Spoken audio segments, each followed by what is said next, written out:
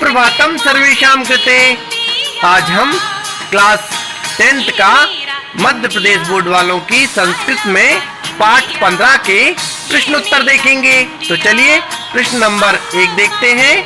एक पदेन उत्तरम लिखत, अर्थात एक शब्द में उत्तर लिखिए। तो चलिए लिखते हैं। प्रश्न नंबर का देखिए। सूर्यवंशस्य राजा कः आसीत्? सूर्यवंश का राजा कौन था? उत्तरम सगरः, अर्थात सगर ऋषि। इसी प्रकार खावाला देखिए। याज्ञस्य विघ्नं कर्तुम कः मार्गम चिंतितवान? यज्ञ का विघ्न करने के लिए किसने रास्ता सोचा? उत्तरम इंद्रः, अर्थात इंद्र ने। ठीक इसी प्रकार गावाला देखिए। सगर पुत्राः कस्य पुरतः अश्वम दृष्टवन्तः? अर्थात सगर के पुत्रों ने किसके सामने घोड़ा देखा?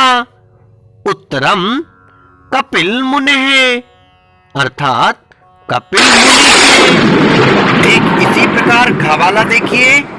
कस्य वंशे भगीरथस्य जननम अभवत्?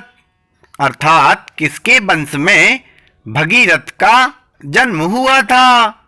उत्तरम सगरस्य, अर्थात सगर के। गंगा वाला प्रश्न देखिए। आकाश गंगाम शिवः कुत्र निक्षिप्तवान? अर्थात आकाश की गंगा को शिव ने कहाँ छिपाया?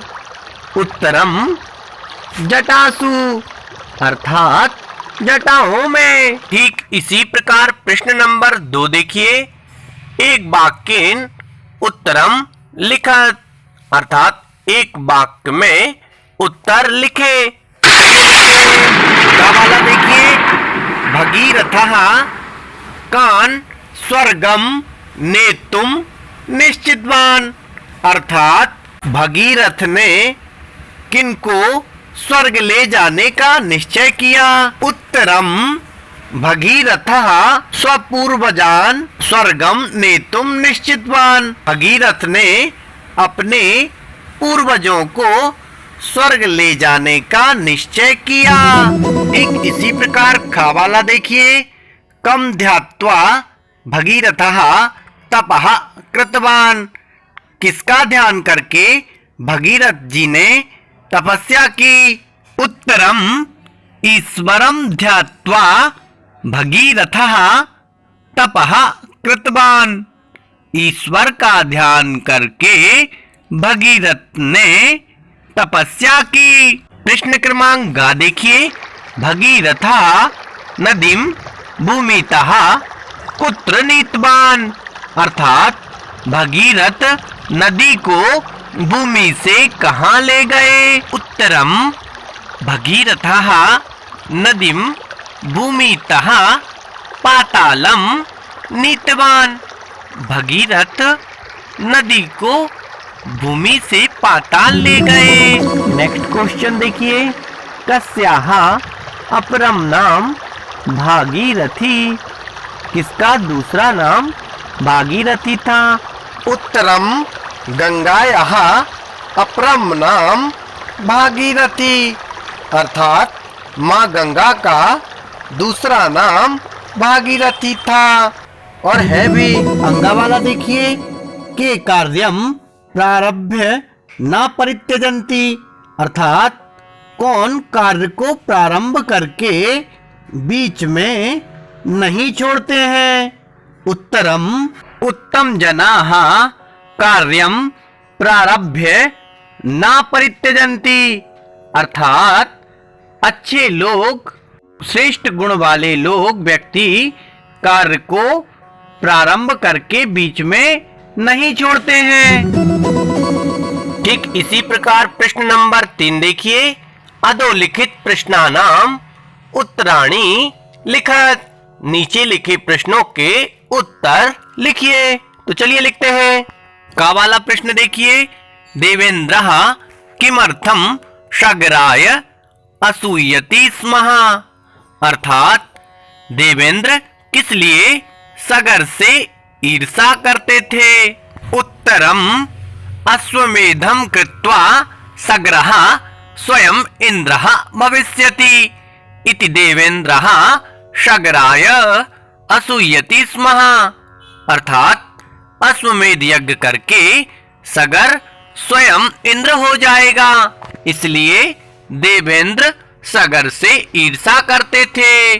ठीक इसी प्रकार प्रश्न नंबर ख देखिए, भगीरथः किम निश्चयम कृतवान, अर्थात भगीरथ ने क्या निश्चय किया। उत्तरम भगीरथः स्वपूर्वजान स्वर्गम नेतुम निश्चयम कृतवान, अर्थात भगीरथ ने अपने पूर्वजों को स्वर्ग ले जाने का निश्चय किया। गा वाला प्रश्न देखिए, नीच मध्यमोत्तमा जनानाम लक्षणम किम, अर्थात नीच और मध्यम और उत्तम व्यक्तियों के लक्षण क्या हैं। उत्तरम नीच ही विघ्न भयेन न प्रारभ्यते, मध्यमः प्रारभ्य विघ्न विहितः विरमन्ति, उत्तम जनः च प्रारभ्य विघ्नैः पुनः पुनः अपि प्रतिहन्यमानः न परित्यजन्ति, अर्थात नीच व्यक्ति विघ्न के भय से डर से किसी काम को प्रारंभ ही नहीं करते, और मध्यम श्रेणी के लोग प्रारंभ करके भी विघ्नों से विचलित होकर कार्य को बीच में ही छोड़ देते हैं।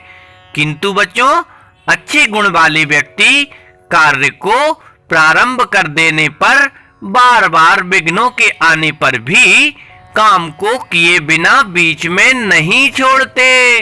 अब आप समझ लीजिए कि आप किस तरह के हैं और अपना स्वयं का निरीक्षण कर लीजिए। ठीक इसी प्रकार प्रश्न नंबर 4 देखिए, उचित शब्देन रिक्त स्थानानि पूरयत, अर्थात उचित शब्द से रिक्त स्थान को भरें। तो चलिए खाली स्थान भरते हैं बच्चों। चलिए उत्तर देखते हैं। का बाला सगरः डैश डैश डैश कृतवान, सगर ऋषि ने क्या किया था। अश्वमेध यागम, अर्थात अश्वमेध यज्ञ किया था। इसी प्रकार खावाला देखिए, कार्यम प्रारभ्य डैश डैश डैश विरमन्ति, अर्थात कार्य को प्रारंभ करके कौन छोड़ देते हैं। उत्तरम होगा मध्या, अर्थात मध्यम प्रकार के लोग।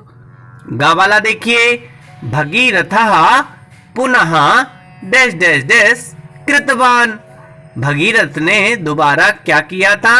उत्तरम तपः। इसी तरह नेक्स्ट देखिए, गंगा सगर पुत्राणाम डैश डैश डैश स्पृष्टवती, अर्थात गंगा जी ने सगर पुत्रों का क्या स्पर्श किया था। भस्मानी, अर्थात भस्म को स्पर्श किया था। नेक्स्ट देखिए, भगीरथः डैश डैश डैश भूमौ आनीतवान, अर्थात भगीरथ भूमि पर लेकर आए थे। क्या लेकर आए थे।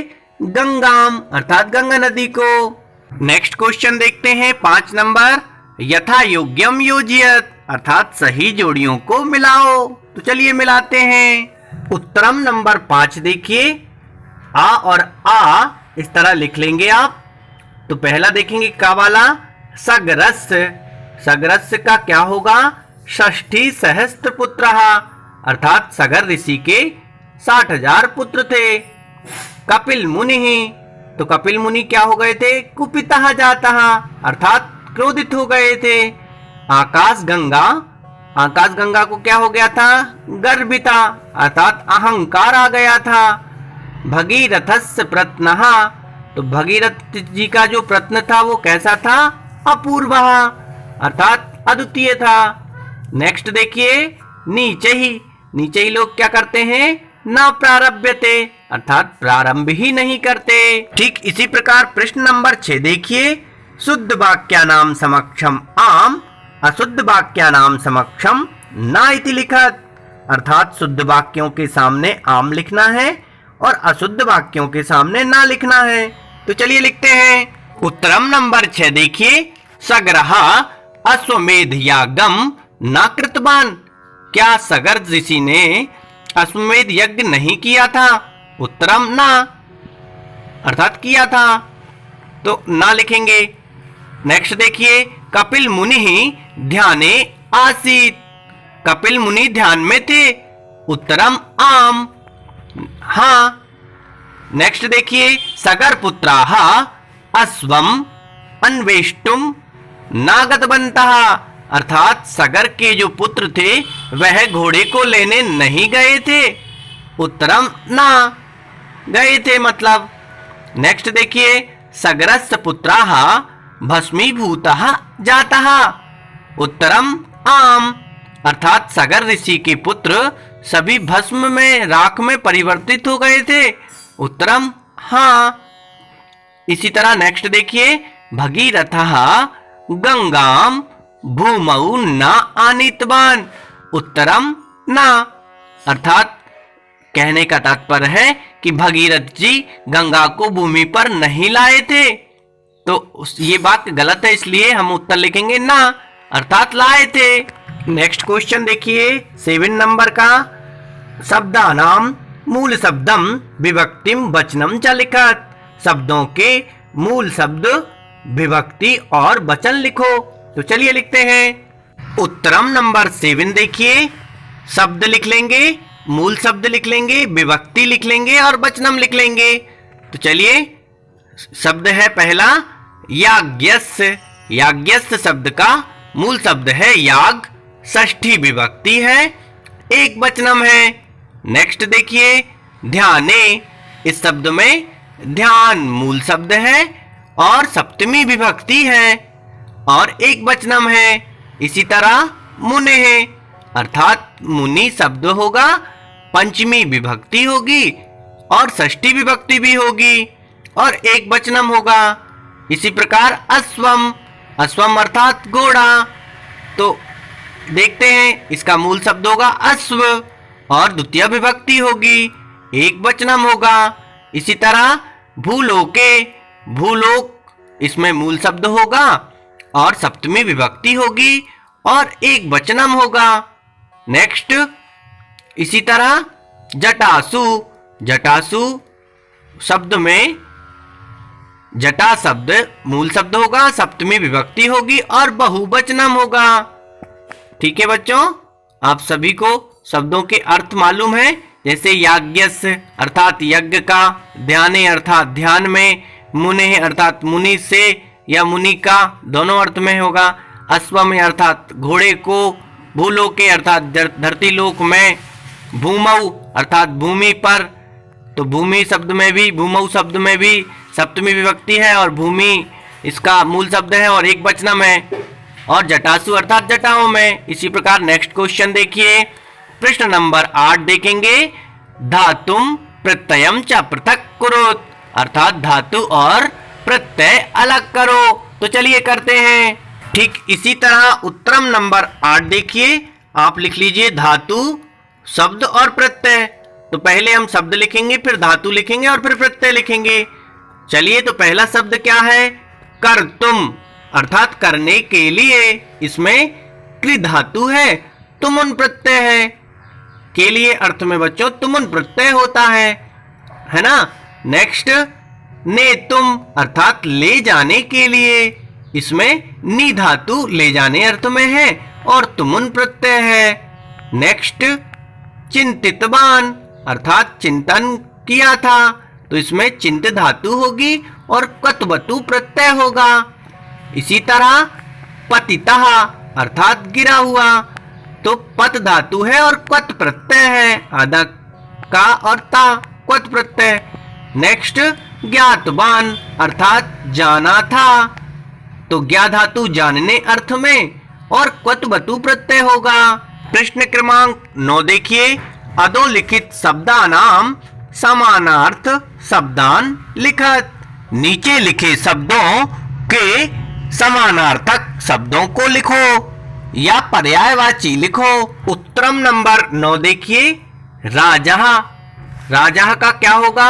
नृपः, समानार्थक या पर्यायवाची। नेक्स्ट मुनि, मुनि का क्या होगा? यति।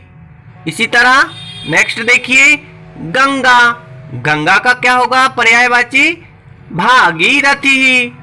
इसी प्रकार भूमि, भूमि का क्या हो जाएगा? धरा। इसी प्रकार शिवः, शिवः को क्या कहते हैं? महेश्वरः।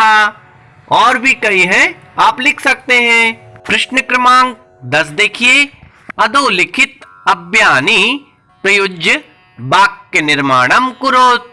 निम्नलिखित अव्ययों को प्रयोग करके वाक्यों का निर्माण करो। तो चलिए करते हैं। उत्तरम नंबर 10 देखिए बच्चों, आप पूछेंगे सर ये अव्यय शब्द क्या होते हैं? तो छात्रों मैं आपको बताना चाहता हूं कि जो शब्द किसी भी विभक्ति, वचन, पुरुष या लकार आदि में परिवर्तन नहीं होते वह शब्द अव्यय शब्द कहलाते हैं। जैसे कि तत्र शब्द है, तत्र अर्थात वहां। तो चलिए वाक्य बनाते हैं। तत्र बालिका पठति, अर्थात वहां बालिका पढ़ती है। नेक्स्ट देखिए एव, जो अव्यय शब्द है, एव का अर्थ होता है ही हिंदी में। इसी तरह वाक्य को बनाते हैं। अहम एव पठामि, मैं ही पढ़ूंगा। इसी तरह यदा, यदा जो शब्द है, यदा और तदा, ये अव्यय शब्द है। यदा का मतलब होता है जब और तदा का मतलब होता है तब। तो यदा सा पठति तदा अहम पठामि, जब वह पढ़ेगी, पढ़ती है, तब मैं पढ़ता हूं। नेक्स्ट शब्द है पुरतः, जिसका अर्थ होता है सामने। वाक्य में प्रयोग करते हैं। मम पुरतः सा अस्ति, मेरे सामने वह है। इसी तरह अपि जो शब्द है वह भी अव्यय शब्द है, जिसका अर्थ होता है भी। तो वाक्य में प्रयोग करते हैं। सह अपि लिखति, वह भी लिखता है। आप सभी से अनुरोध है कि आप सभी बच्चे अपने हाथ जरूर धुलते रहेंगे और सारे बच्चे अपनी अपनी कॉपी में लिख के मुझे सेंड जरूर करेंगे या कमेंट्स करके बताएं आपको यह समझ में आया या नहीं आया। अगर अच्छा लगा हो तो आप लाइक का बटन दबाएं और सब्सक्राइब का और वो घंटी बजा दें, जिससे कि छुट्टी हो जाएगी। मिलते हैं बच्चों नेक्स्ट वीडियो में। जय हिंद सभी के लिए।